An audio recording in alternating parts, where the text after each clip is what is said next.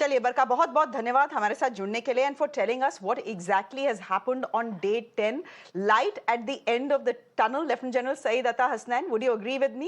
General Hasnain joining us this evening, member of the National Disaster Management Agency.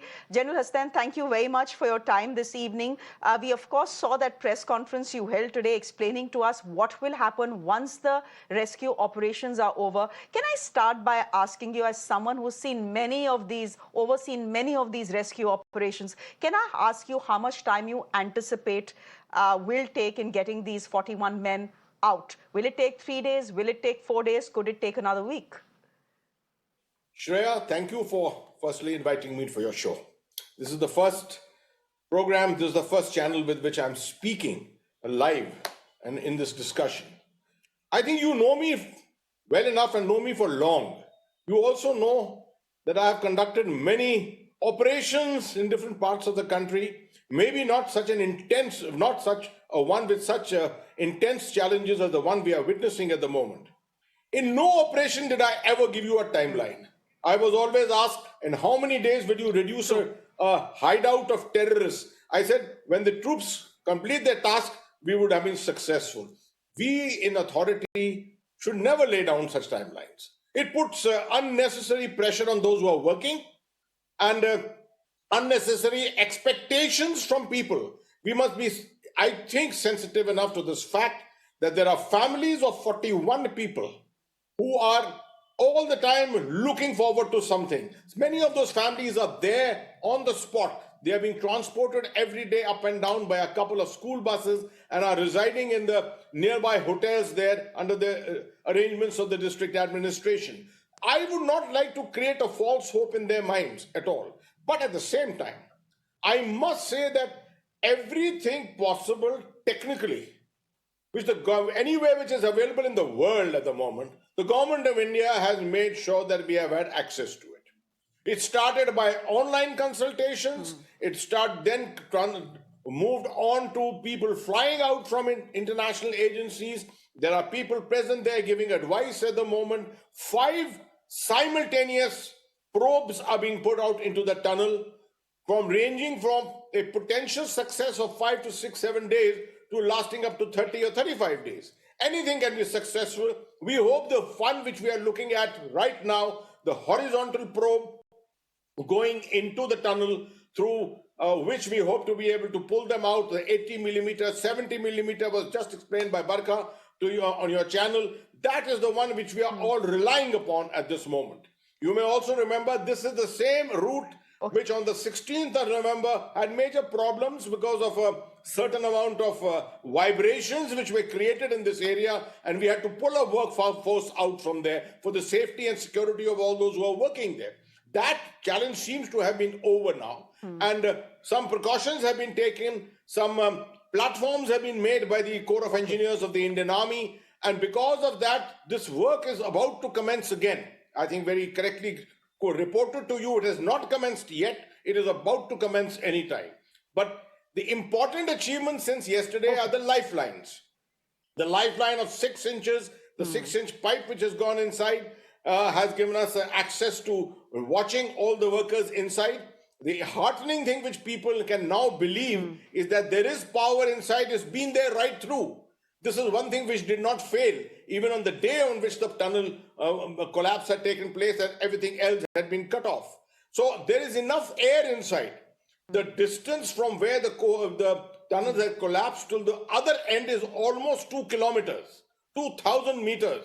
Enough oxygen, enough water has been sent in.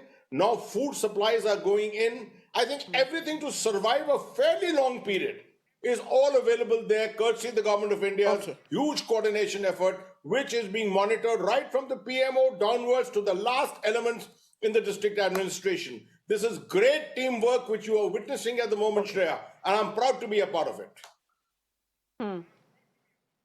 General Hasnan, this is a national effort. There is no doubt about that. There are multiple agencies right now on the ground in Uttarakhand, in Uttarkashi, trying to get these 41 men alive.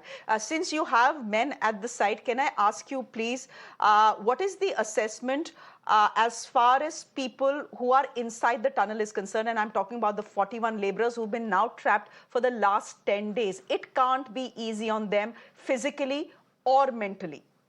Absolutely. And this is a very good question you've asked. First, there's a physical aspect to it. And this was realized right in the beginning. And I think the government of Uttarakhand was very proactive. All the agencies there were proactive. They started the moment they got access to the 4-inch pipeline which was there, they started pumping in with compressed air. This pipe is essentially a compressor pipeline for activating machinery inside. This was made use of. And vitamin C and vitamin D tablets, which are the two essentials here because there's no sunlight inside. Those are the things which were pumped in on medical advice, and all of them have access to it. Survival rations were sent out because the size of that opening was not enough. Survival rations essentially in the army also mean shakkar paras or some chana and gur and things like that. Good enough to survive for quite some time. Now that we have got the 6-inch pipeline, the compressor again is being used to push in more items, freshly cooked items, hopefully will start going in another few hours from now. And that will increase the morale automatically. And that should bring us to the question of psychological aspects.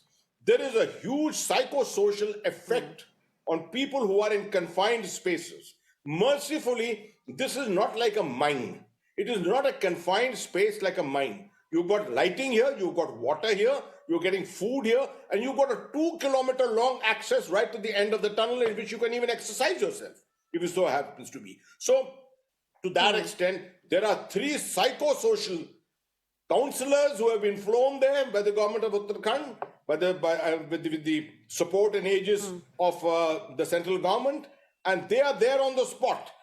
Now that we have got communications which is open, which is not yet a very robust communication, I'm hoping that some kind of a cabling will come up in the very near future.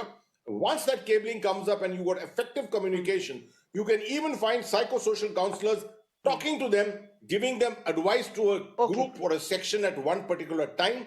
You can even have the families members come and speak. If we put an exchange outside, we can ask the Indian Army to put a small exchange outside. You can even put calls across to Jharkhand, Odisha, UP, anywhere from where their dear ones can speak to them. That will have a huge effect on their motivation and morale. Lieutenant General Atta Hasnan, thank you very much for speaking to us. I know you have not spoken to any other network so far. So I thank you for your indulgence and all the information that you have given to our viewers this evening. It's very important to understand what is happening. It's important to understand that it's not just drilling that is taking place. There's a lot that is taking place as well. Till this drilling is complete, till the tunneling is complete and the 41 men can be brought out. General Hasnan refusing to give us a timeline, saying that unnecessarily puts pressure on the team that is on the ground. General Hasnan, always good to have you on the show. Thank you very much for joining us. Thank you so much.